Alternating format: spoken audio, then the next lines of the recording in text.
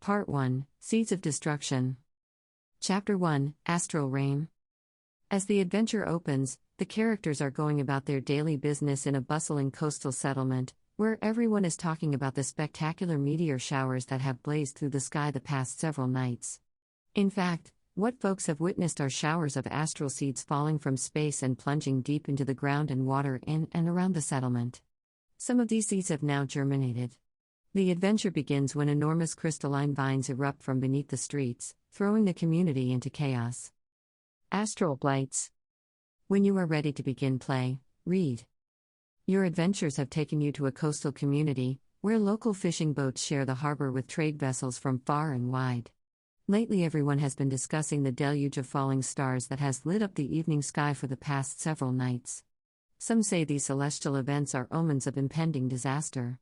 Others believe they are a precursor to the gods descending from the heavens to walk the land. No one knows for sure.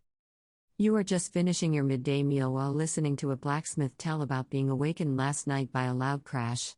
According to the smith, a crystalline vine burst out of the ground and punched a hole through the roof of his neighbor's bakery. Must be divine punishment for the bad pies and steep prices, says the blacksmith with a nervous chuckle. Suddenly, the earth shakes violently beneath your feet. You hear the dull roar of a distant eruption. The smith and several others hurry outside. Joining them, you see a sinuous, crystalline vine erupting from the ground a few blocks away, tall enough to be seen above the rooftops.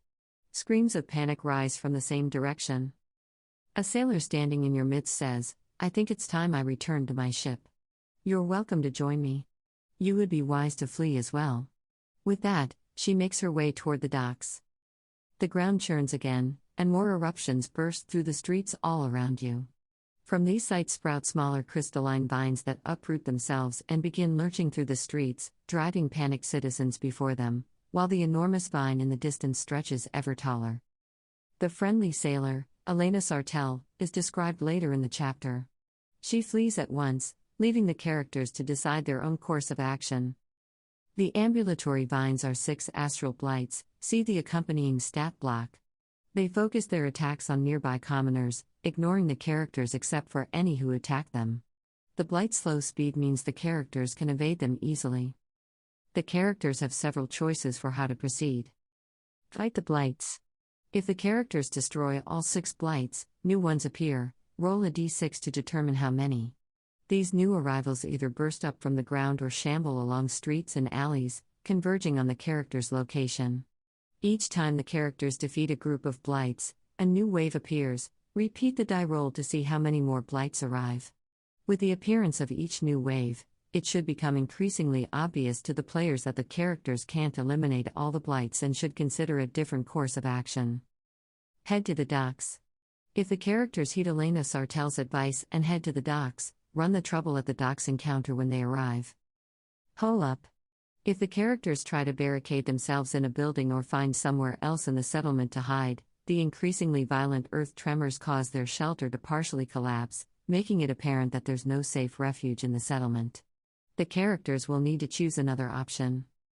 Investigate the crystalline vine.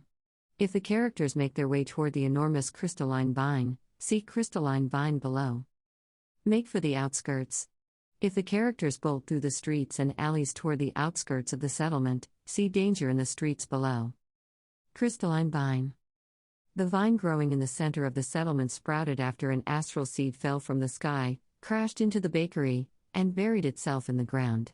The vine is 50 feet wide at its base, rises 1,000 feet into the air, and is still growing. It is made of an iridescent mineral that is impervious to the character's spells and weapons.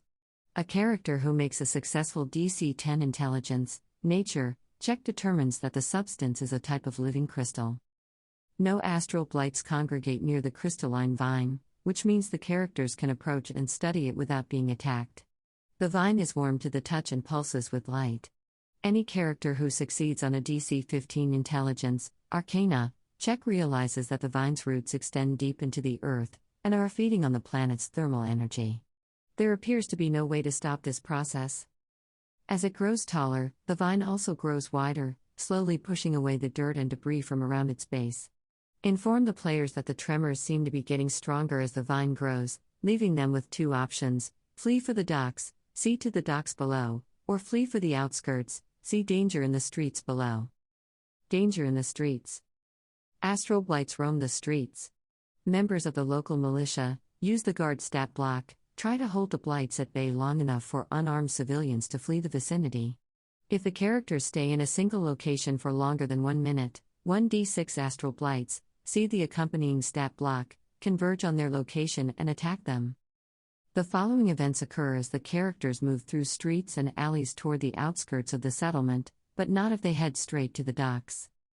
Avalanche of debris. Tremors cause buildings close to the characters to collapse, catching them in an avalanche of debris. Each character must make a DC 12 dexterity saving throw, taking 22, 4d10, bludgeoning damage on a failed save, or half as much damage on a successful one. Terrified citizens. A crowd of 30 commoners rushes past the characters, led by a scrappy youngster who shouts, "To the docks. We'll take one of the ships. It's our only hope." An old woman grabs the arm of a character and moans, "Those vines are everywhere. There's nowhere safe. We're all doomed." Suddenly, a tremor causes a building to collapse, burying half of the crowd and scattering what's left of it. If the characters leave the settlement by land, they see dozens of gigantic crystalline vines sprouting across the countryside as hundreds of astral blights rove the fields. The tremors become full-blown earthquakes as the crystalline vines plunge their roots into the earth and reach hundreds of feet into the air. Characters who press on in this direction instead of heading back to the docks are eventually rescued. See emergency airlift below. Trouble at the docks. When the characters arrive at the docks, read. The scene at the docks is chaotic. Hundreds of people swarm the piers, trying to push their way onto 3 vessels that haven't yet set sail, 2 longships and a galleon. A group of thugs in black leather armor use their clubs on a crowd of screaming commoners, keeping the people away from the ships as they're loaded with cargo under the supervision of a sneering man with long red hair. A woman steps out of the crowd and wipes blood from her chin. "Glad to see you again," she says with a smile. "I'm Captain Elena Sartell, and one of those ships is mine. Pity I can't reach it. Would you be good enough to help me? I promise to return the favor." Captain Elena Sartell, a chaotic good bandit captain, commands the galleon Moondancer. She is unflappable, an island of calm in a sea of chaos. Treacherous and his gang. Captain Sartell identifies the red-haired man as a local crime lord named Treacherous, a neutral evil veteran. The 10 thugs blocking her path work for him. Treacherous and his thugs are indifferent toward the party but turn hostile if the characters try to force their way onto the Moondancer with Captain Sartell in tow. Although Sartell knows Treacherous, he doesn't recognize her. Treacherous is intent on saving himself and as much of his merchandise as possible. As an action, a character can try to convince him to take the party and Sartell on his crew, doing so with a successful DC 10 Charisma persuasion check. If Treacherous learns that Sartell is the ship's captain, he orders his thugs to apprehend Sartell, hoping that capturing her will help keep the crew of the Moondancer in line. If he is challenged, or if he catches one or more characters trying to get aboard the Moondancer, Treacherous attacks along with 6 of his thugs while the others continue to hold back the mob that has gathered at the docks. If Treacherous is defeated, any remaining thugs in his employ lose their will to fight. Some are overrun by the mob, and the rest leap into the water and swim toward the 2 longships as they set sail. Once the thugs are defeated, the Moondancer takes aboard the rest of the citizens gathered at the docks, 60 souls in all, before shoving off. See Chapter 2 for more information about the Moondancer and its crew. Possible endings. If the characters boarded the Moondancer at the docks, wrap up the session with Up and Away. Otherwise, use emergency airlift. Up and Away. Once the characters and other passengers are safely aboard the Moondancer, read. The crystalline vine coils upward, scraping the sky. From the harbor, you can see similar vines miles from the settlement, having burst out of the world and reaching skyward. As the Moondancer clears the harbor, Captain Sartell stamps her boot hard on the deck. "Flapjack!" she yells. "Take us up." Suddenly, the galleon lists and creaks as it rises out of the water and into the air. The world falls away beneath you as the Moondancer flies through the clouds and into the starry abyss of night. Here ends Chapter 1. Emergency airlift. If the characters don't make it to the docks, Captain Sartell reveals her identity to Treacherous and negotiates a deal with him whereby she takes command of the Moondancer in exchange for delivering Treacherous, his gang, and their belongings to a safe port. As soon as they set sail, Sartell orders the ship to take flight and rescue the party. Treacherous and his thugs are too stunned by this development to interfere. Wherever the characters happen to be, Sartell finds them. Read. A great shadow falls over you. You look up to see a mighty galleon floating in midair, its sails ruffling in the breeze. A rope ladder tumbles down from the ship's side to hang mere feet above the ground, and a face appears over the side of the railing. Need a lift? Asks the sailor you met earlier. Here ends Chapter 1. Chapter 2, Attack of the Star Moth. Driven from a coastal settlement by gigantic crystalline vines, astral blights, and earthquakes, the characters secured passage aboard the Moondancer, a galleon under the command of Captain Elena Sartell. The ship then rocketed into space. Captain Elena Sartell. As the Moondancer leaves the planet's atmosphere and enters wild space, Captain Sartell sets a course for the Rock of Brul. Now is the time for you to determine where the Rock of Brul is situated relative to the character's home world. Once you've determined the Rock of Brul's location in wild space, estimate how many days it will take the Moondancer to get there. If the adventure began on Turil, the Rock of Brul is one of several asteroids orbiting the planet, and getting there takes only a few hours. Otherwise, assume the rock orbits another world or is situated in a nearby asteroid belt and requires several days to reach.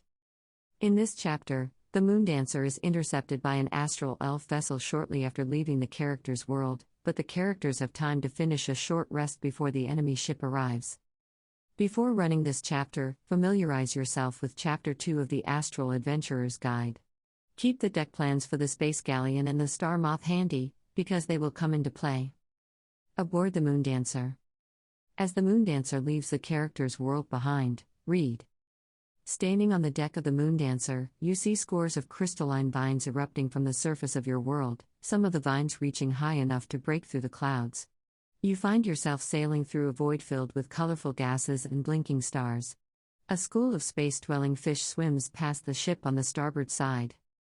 Welcome to wild space, says Captain Sartell, sweeping her arms wide. That was a close thing, down there. Blast if I know what those vines are or how to get rid of them, but somebody on the Rock of Brul might. Only 2 members of the Moondancer's crew are aboard, Captain Sartell and a spelljamming flump, see Flapjack the flump below.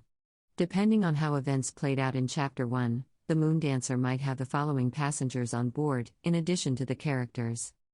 Treacherous and his thugs. Neither Treacherous nor his thugs will take orders from Captain Sartell, instead keeping to themselves as long as the characters are around to thwart any open revolt. Up to 60 commoners, 6 of whom are competent sailors. The Moondancer is armed with 2 ballistae but has no crew to operate them.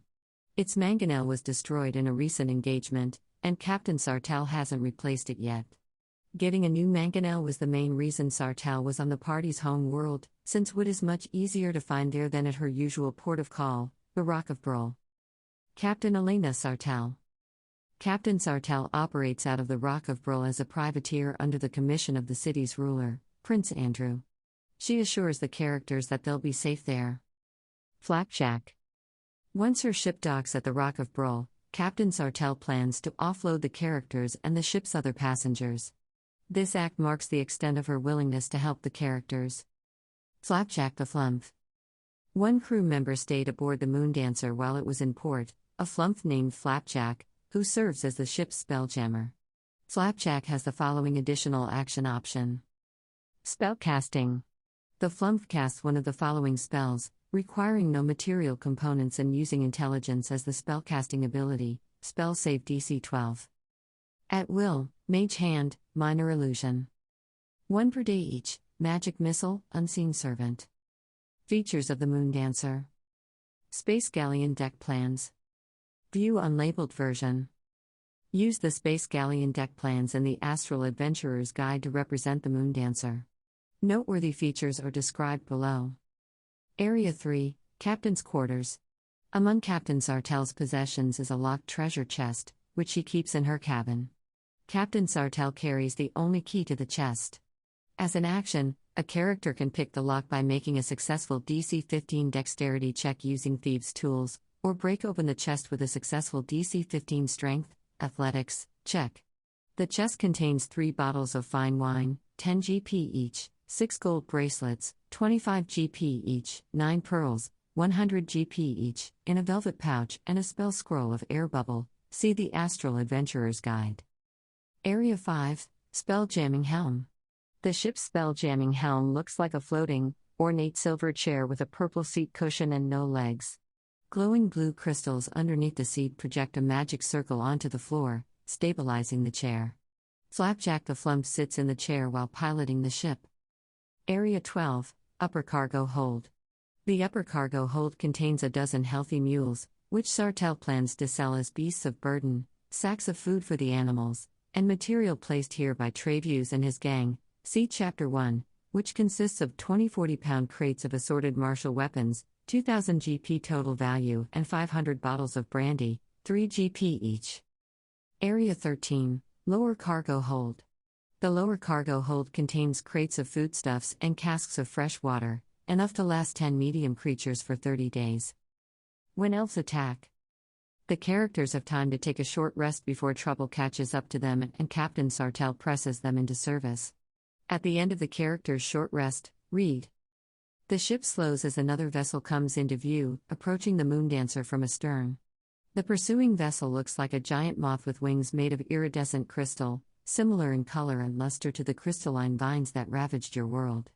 You can just make out figures on the other vessel's deck scrambling to arm the ship's mangonel.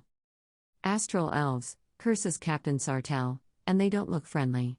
Best ready yourselves for a fight. The astral elf vessel is a star moth called the Dark Star. It is crewed by 3 astral elf warriors, Captain Asmadian, Lawful Evil, Lieutenant Jalin, Lawful Evil, and Lieutenant Xanth, Lawful Neutral, as well as a neutral evil astral elf star priest named Altura, the ship's spelljammer, and 9 Hadozi shipmates of various alignments. See Boo's Astral Menagerie for the astral elf and Hadozi stat blocks. The Dark Star. Ship-to-ship battle. See Chapter 2 of the Astral Adventurer's Guide for rules on ship-to-ship engagements. Captain Sartell grimly informs the characters that the Star Moth is the faster ship and that the Moondancer has no hope of outrunning it. She estimates the characters have about a minute to prepare before the Star Moth gets close enough to use its mangonel, at long range.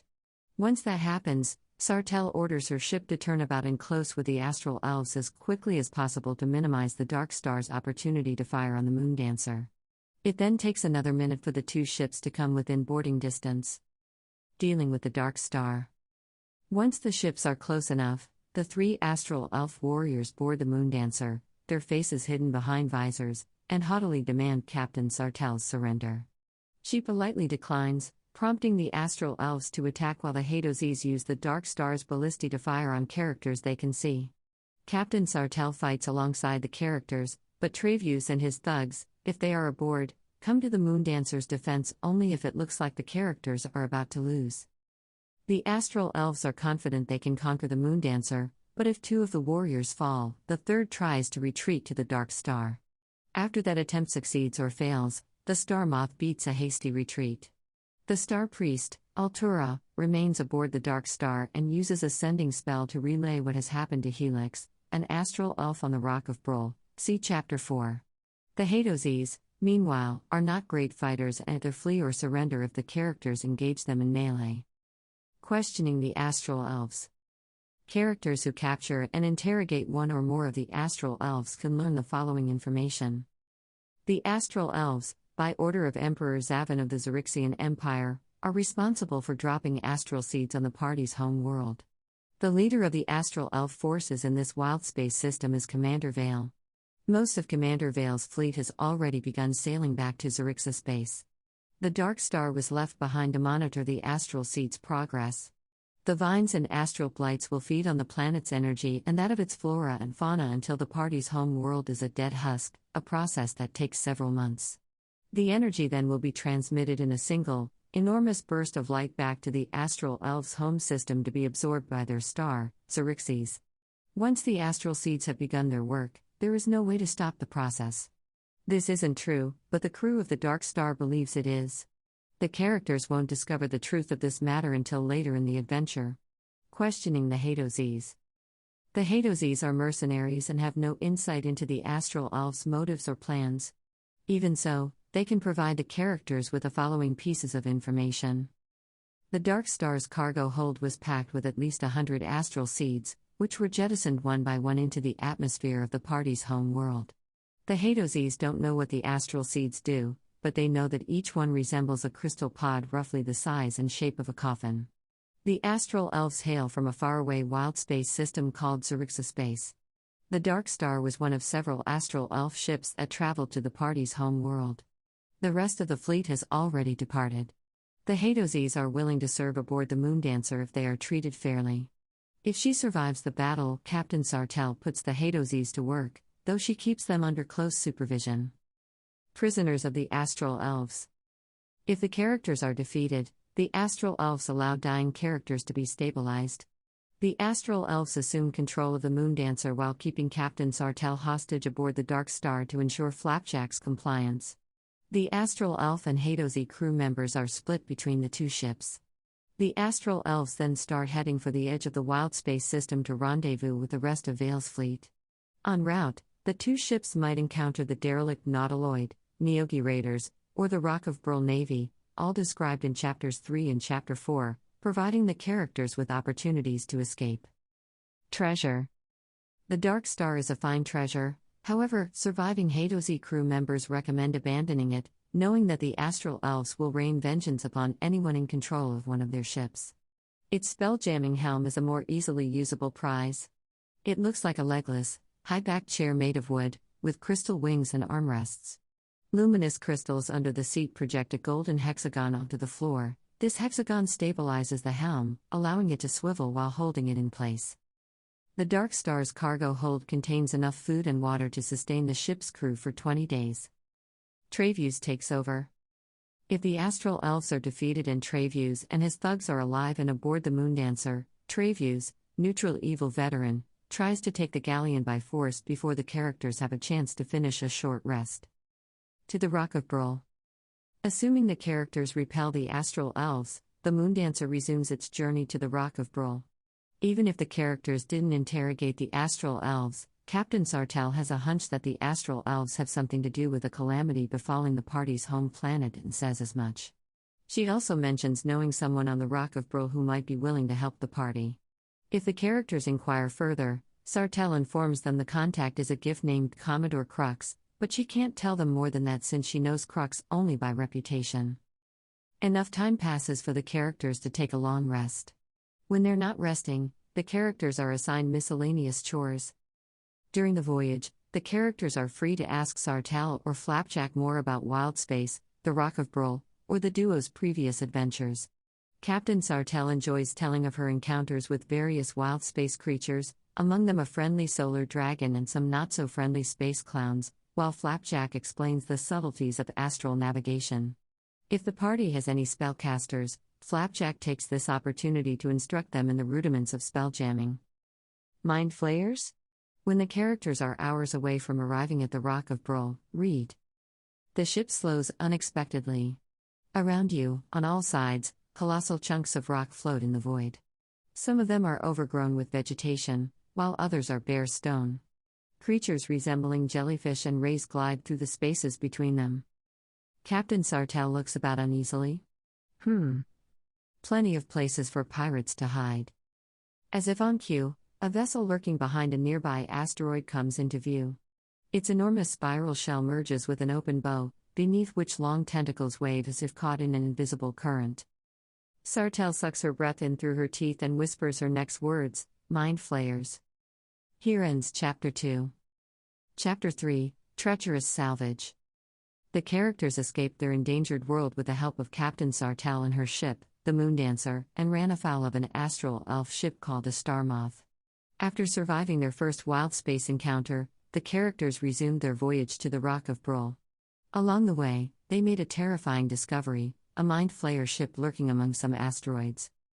What at first appeared to be a dangerous mind flayer ship turns out to be a derelict vessel. Closer investigation turns up a single member of a pirate crew. In fact, this survivor is a Surlon ringer, a horrific predator disguised as a human. Wreck of the Lucent Edict. The Lucent Edict. The vessel is the Lucent Edict, a nautiloid. After the characters cite the craft, read. As the nautilus-shaped vessel drifts closer, Captain Sartell lets out a sigh of relief. It's a derelict, she says, pointing out its stripped weaponry and broken hull. If there were mind flayers aboard, they would have attacked us by now. Looks like somebody's already picked it over. Still, there might be something left worth salvaging. The sensory input provided by the Moondancer's spell-jamming helm interfaces in a special way with Flapjack's advanced telepathy, enabling the Flump to sense the presence of telepathic activity on nearby vessels and making the Flump a sort of early warning system in advance of encounters with mind flayers and their ilk. The nautiloid makes Flapjack uneasy, a feeling that stems from the presence of Surlons on board it. At the same time, the Surlon's alien mind trait confounds the Flump's advanced telepathy. Flapjack has the vague sense that something is aboard the derelict vessel but can't say what. He shares this information with Sartell and any characters with whom he has forged a close bond. Captain Sartell orders Flapjack to bring her ship alongside the vessel while she designates the characters as a boarding party, instructing them to kill any hostile creatures they encounter. If the characters balk at exploring the nautiloid, Captain Sartell sarcastically apologizes for interrupting their pleasure cruise and wonders aloud whether they'd rather stay back and swab the decks while she does all the hard work. If the characters still refuse, Captain Sartell makes good on her threat and boards the vessel herself in search of salvage. When she doesn't return, Flapjack urges the party to go and find her, refusing to leave the nautiloid behind until they do so. Benito Curlizar. Whether or not the characters consent to Captain Sartell's plan, they soon see a young human in ragged, blood-stained clothes step out onto the nautiloid's battle prow. He waves his arms to get their attention and seems to be in distress. If one or more characters enter the nautiloid's air envelope, he introduces himself as Benito Curlizar and explains that his ship, the nautiloid, was attacked by Neogi. He informs the characters that most of his crew are dead, but there are still a few survivors aboard in need of healing, and he begs the party's help. Benito is a Surlon ringer, Cebu's astral menagerie, a descendant of a group of Surlons that traveled with the Lucent Edict's original Mind Flayer crew. The Mind Flayers were attacked and wiped out by Gideonki, who disabled the nautiloid and left it adrift. Human pirates found the wreck and tried to plunder it, unaware that the Surlons left behind a hidden clutch of eggs. After hatching from their eggs, the juvenile Surlons began preying on the pirates, killing several of them and forcing the rest to flee. One of the Surlons then assumed the form of a pirate named Benito Curlizar and has since been using the disguise to lure other victims onto the Lucent Edict. If the characters board the Lucent Edict, Benito shows them around the ship while he spins a tale about his crew's harrowing encounter with a group of Neogi. The tale is not entirely fanciful. A band of Neogi did recently board the Lucent Edict in search of salvage, but they retreated once they realized the nautiloid was home to a bunch of Surlons. Exploring the Lucent Edict. Use the nautiloid deck plans in Chapter 2 of the Astral Adventurer's Guide to represent the Lucent Edict. The ship shows signs of battle damage and has 220 hit points remaining. The nautiloid is also missing its spell-jamming helm and its ballistae, and its mangonel is broken. The Lucent Edict has the following features. Illumination. All areas in the ship are dimly lit by flickering, bioluminescent orbs mounted to the walls or hanging from the ceiling. Removing an orb from its socket causes the orb to go dark. Interior doors. Each interior door is a fleshy barrier that opens when a creature that has telepathy approaches within 5 feet of it, then quickly closes after the creature and its companions have moved through it. A door must otherwise be pried or tickled open, which requires an action. The following locations are depicted on the nautiloid deck plans. Locations that are not described below are assumed to contain nothing of interest. 1. Captain's chair.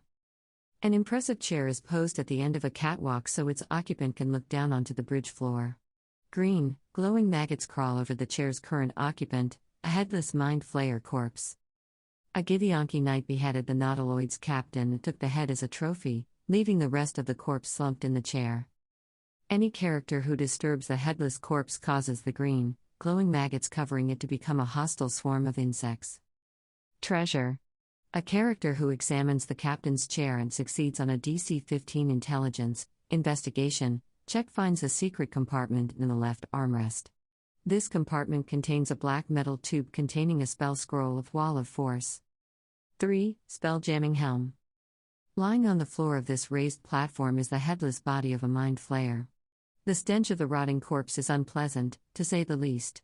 The dead mind flayer lies in an otherwise open space where you imagine the ship's helm used to be. The Githyanki who attacked the Nautiloid disabled the craft by removing its spell-jamming helm. They took the head of the dead mind flayer as a trophy. Treasure. Lying on the deck near the dead mind flayer is an stone reserve.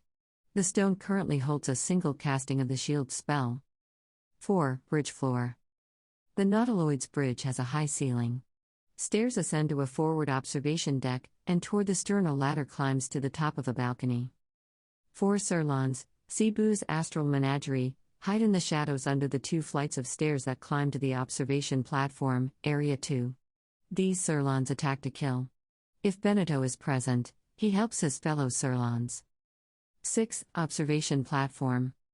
The splintered remains of a mangonel lie on this forward deck, strewn around piles of ammunition. Amid several stacks of ballista bolts are a few clusters of mangonel stones. If the characters are interested in salvaging this ammunition, assume there are 40 of each kind. 10. S Hall. The door to this forward compartment has been fastened shut with sutures made of ropes and steel hooks. A character can cut through the sutures with a suitable tool in 1 minute of effort, after which the door can be opened normally. The mess hall contains a Nathalgi, Cebu's astral menagerie, that currently has 8 brains. The Nathalgi, kept as a pet by the mind flayers, evaded the Githyanki by using its invisibility spell, but it was later trapped here by the human pirates after it killed one of their number. If a character approaches within 10 feet of the sutured door, the Nathalgi calls out for help in common, begging to be freed. It pretends to be a human pirate named Jasper Graves and claims to have been trapped here by the aberrations that murdered the rest of the crew. The Nathalgi knows that Surlons have killed the other pirates and warns the characters about this if they haven't already discovered it for themselves. If the characters ask Benito about the Nathalgi's story, he dismisses it as a fabrication, explaining that Jasper is a brain-devouring aberration and that the characters shouldn't trust a word it says, nor should they free it. 14. Cargo hold. This cargo hold looks and smells like a slaughterhouse. Bodies lie strewn about the deck, and the floor is stained with blood. Most of the bodies appear to be human, but one is an arachnid form with an eel-like neck and head that lies as motionless as the others. If the characters follow Benito here, he tries to split the party at this point. He invites 1 or 2 characters to accompany him to Area 4, where the other Surlons lie in wait, while suggesting that the remaining characters stay behind and search the cargo hold. Corpses. The cargo hold contains 11 human corpses. The arachnid form is a dead Neogi, Cebu's astral menagerie. A character who examines the corpses and makes a successful DC-10 intelligence investigation check discovers that all the bodies have circular bite marks on them, including the Neogi. Although several scimitars and crossbows are scattered about the room, the corpses show no evidence of having been struck by them. The bodies are in varying states of decay. With a successful DC-10 Wisdom, Medicine check, a character can determine that the Neogi died within the last 24 hours, and that the freshest human corpses are at least 3 days old. Supplies. In addition to the corpses, the cargo hold has enough food and water stored in crates and casks to nourish 10 medium creatures for 5 days, as well as several barrels of pickled brains floating in brine, food for the mind flayers. Treasure. A search of the human corpses in the cargo hold turns up a total of 23 GP and 117 SP in loose change and a bloodstone ring, 50 GP. 17. Cell block. The rotting corpse of a headless mind flayer lies amid the hacked-up corpses of 3 hulking creatures with blood-spattered white fur. The condition of the corpses suggests that something or someone has been feeding on them. Githyanki warriors slew a mind flayer and its 3 Quagga thralls, then claimed the elite's head as a trophy. The corpses are slowly being consumed by the Quaggath in Area 19, who survived the Githyanki attack by hiding. Characters who take the time to search the bodies find something of value, see treasure below. The cells used to contain 9 prisoners. The Githyanki liberated their kin and put the other prisoners out of their misery. Characters who search the cells find the remains of 3 humans, a dwarf, a Hadozi, and a plasmoid. Treasure. The beheaded mind flayer wears a +1 breastplate embossed with tentacles. 19. Storage. A terrible stench fills this compartment, but the flickering lights can't reveal its source. You do, however, hear heavy breathing. A quaggoth hides around the corner on the starboard side of the compartment, out of view of the doorway. Fearing capture, it attacks any creature that enters the compartment. Stench. Once the quaggoth is dealt with, the characters can track down the source of the terrible stench, the putrescent, mostly eaten corpses of 5 sirloins hidden under a staircase that climbs to the battle deck. Within these foul remains are dozens of gelatinous, marble-sized egg casings left behind by the sirloin worms that hatched from the eggs. Neogi Raiders. The Neogi Raiders that made an abortive salvage attempt on the Lucent Edict didn't go far. Reasoning that other ships might be attracted to the drifting derelict, the Neogi piloted their craft into a cluster of nearby asteroids and waited. The Neogi watched the moondancers approach with interest, waiting to see if the characters board the nautiloid. Once the characters leave the Lucent Edict and return to their ship, the Neogi spring their trap. Just as you are making ready to leave, a dark shape glides across the face of a nearby asteroid. It is another ship.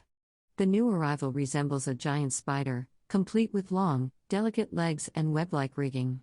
Starlight gleams off its metallic hull as it creeps silently toward your vessel. A night spider, shouts Captain Sartell. The Neogi were using this hulk as bait, and we've flown right into their web. Here ends part 1 of the adventure. Each character should gain a level before the next session.